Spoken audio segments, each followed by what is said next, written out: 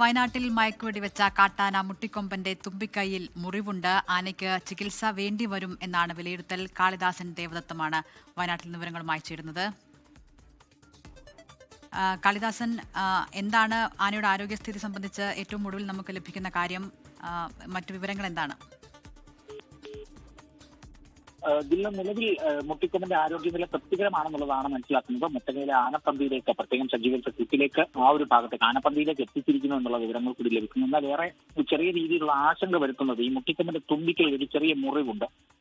അതുകൊണ്ട് തന്നെ അതിന് കൃത്യമായ ഒരു ചികിത്സ ലഭിക്കും. ഇതിനെ സംബന്ധിച്ച് ഒരു ആശങ്ക നിലനിൽക്കുന്നത്, അല്ലെങ്കിൽ ഒരു ആശയക്കുഴപ്പം നിലനിൽക്കുന്നത്, ഈ റേഡിയോ കോളർ ഘടിപ്പിച്ച് കാട്ടിൽ വിടാനായി ഒരു ഹർജി ഹൈക്കോടതിയിലേക്കൊക്കെ തന്നെ എത്തിയിട്ടുണ്ടായിരുന്നു. അതായത് മൃഗസ്നേഹികളുടെ ഭാഗത്തുനിന്നും അത്തരത്തിലൊരു പൊതു താല്പര്യ ഹർജി ഹൈക്കോടതി പരിഗണിച്ചിരുന്നു. അപ്പോൾ ആ ഒരു ആവശ്യത്തെ തുടർന്ന് ഈ റേഡിയോ കോളർ ഘടിപ്പിച്ച് കാട്ടിൽ വിടണമെന്നുള്ള ആവശ്യമൊക്കെയായിരുന്നു മൃഗസ്നേഹികളൊക്കെ മുന്നോട്ടെത്തിയിരുന്നത്. എന്നാൽ നിലവിൽ ഈ മുട്ടിക്കൊമ്പന്റെ തുമ്പിക്കൈക്ക് മുറിവുള്ള സാഹചര്യത്തിൽ ആനയ്ക്ക് ചികിത്സ നൽകേണ്ട സാഹചര്യത്തിൽ ഹൈക്കോടതിയിലെ കേസിലടക്കം ആനയെ തുറന്നു വിടാനുള്ള സാധ്യത തേടുമെന്ന് വനംവകുപ്പ് സത്യവാങ്മൂലം നൽകിയതായി.